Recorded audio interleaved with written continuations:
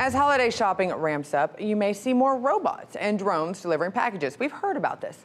The same-day bot is a new device from FedEx that is already roaming the streets of New York. But if you get in trouble or if family arguments get a little too rowdy at the Thanksgiving table, there's a robot you do not want to see. Check out this video from a TechCrunch conference.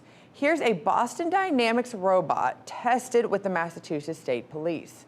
Now, the company's CEO says the robot can open doors and it will be controlled by an officer in a safe location. The idea is it can be used for dangerous situations, such as a hostage negotiation.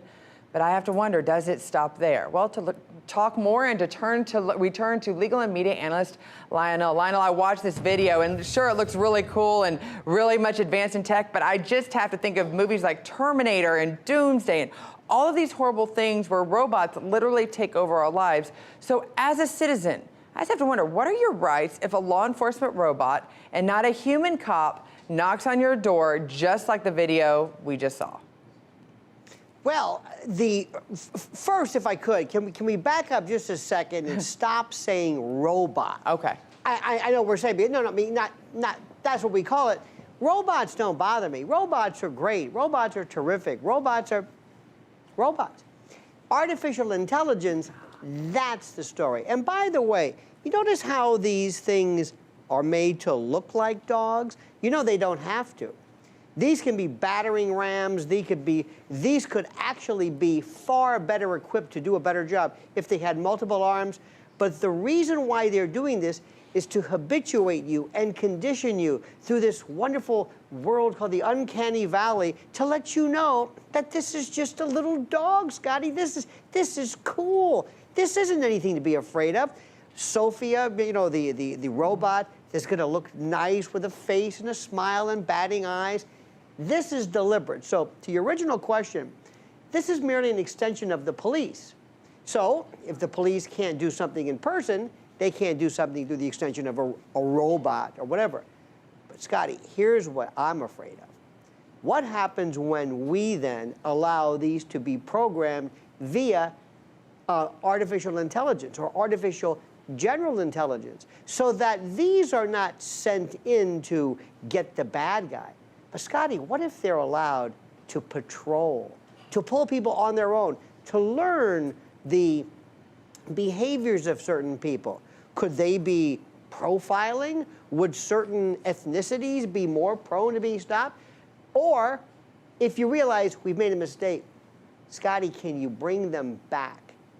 Artificial intelligence is basically programs itself.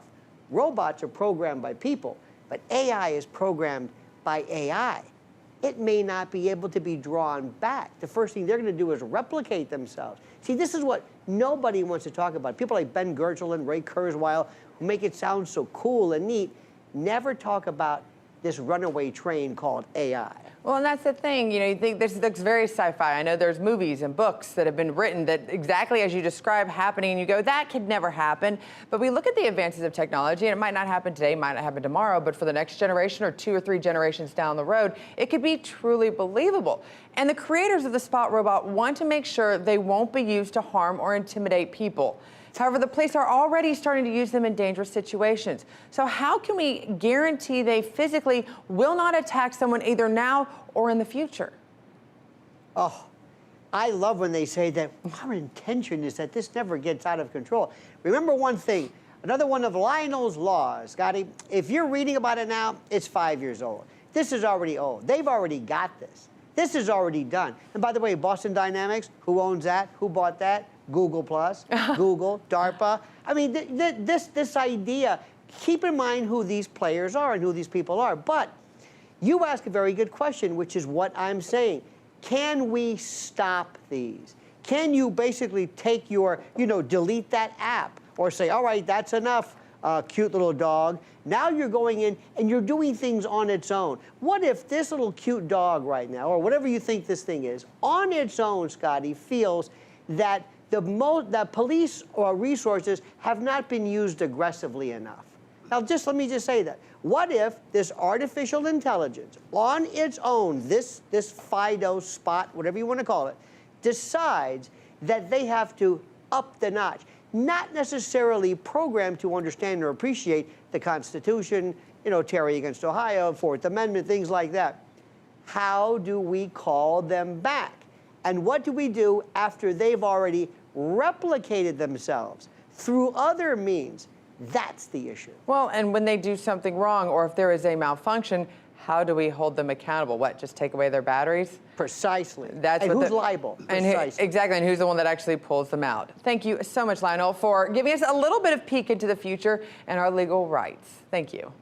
It's hard to clear through the debris and get right down to the nitty-gritty that is real news. New details are coming to light in the case of Jeffrey Epstein as more Spread between the 2-year Treasury yield and the 10-year Treasury yield. Several hundred students are staging a sit-in. the Amazon rainforest, and the blame game is underway.